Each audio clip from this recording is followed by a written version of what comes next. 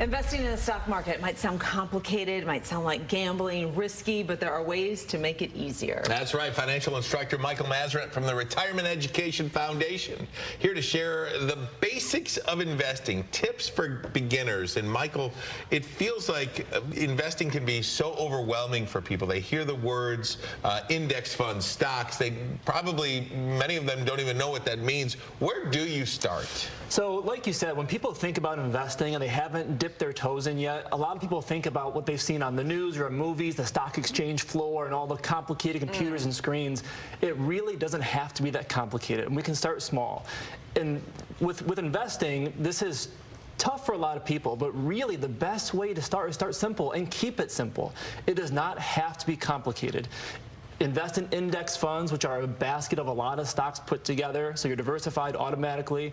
Invest in index funds, keep dollar cost averaging, keep investing every 2 weeks with your 401k, or keep investing once a week as you're getting paid. It's not rocket science. It really, really isn't. So, and when you break it down, let me just simplify it. Let me just take you back one step. So you're really just buying into companies that maybe, and you don't have to do a bunch of research and try and predict the market. Nobody can do that, right? Please don't because no one can do it. I'm not trying to do that. I'm not trying to hurt anyone's feelings here, but a lot of people think they have a system or an algorithm or a technique. There are firms on Wall Street worth billions and billions and billions of dollars, and they can't beat the market. So if we're at home thinking that we cracked some code, we haven't. Trust me. Just buy the index and call it a day. And the index is a group of companies. So the index, so there are a couple of famous indexes. Let's use the S&P 500. S&P 500 is probably the most well-known index. It is the largest 500 companies in the United States economy, public companies in the economy. So you're getting broad exposure to all the big companies: Apple, Nvidia, Johnson & Johnson, Walt Disney, Target, all the big companies.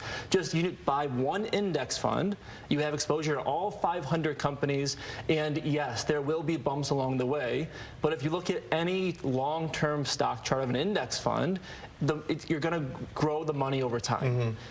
And that's the key, is time. Absolutely. And if you are a beginner, I don't want to put any stockbrokers or investment people out of business, but there are simple ways and websites that you can go to and just open up. Absolutely. So, the three biggest custodians, Fidelity, Schwab, Vanguard, they're all great. They all have their different pros and cons, but they're all fine. You can open an account in 10 minutes and, start connected to your bank account and start investing. And again, people might get the itch. Once they start investing, they might get the itch to say, oh, well, that stock was up was up a lot last month, or oh, this stock is down, and I think it might bounce back.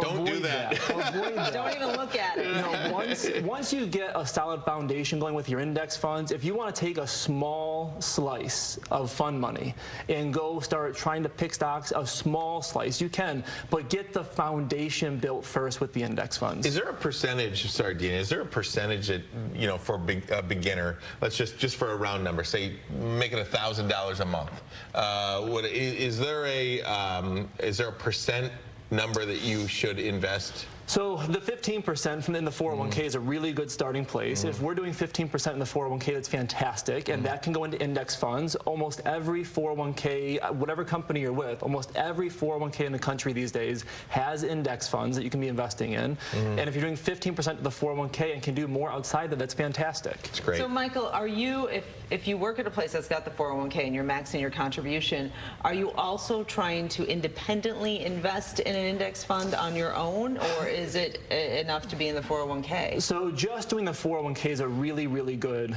head start. If you're able to save 15% to your 401k or even max out the 401k and still save more, you're a rock star. That's fantastic. That should be the goal. Not everyone can get there, but baby steps will get you a long way.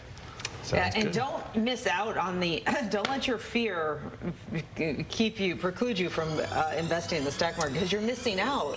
Historically, and people, so, the market's at an all-time high or very darn close to it right now. People think, I'm going to wait for a crash. No, don't, because you're going to wait for a crash, it's going to crash, and it's going to fall because something scary is happening. Right. And then you're going to say, well, I can't start investing now, something scary is happening. It's the psychology. Just start now, and you're going to win in the long run. Very good. Michael, we'll see you next hour. Sounds good.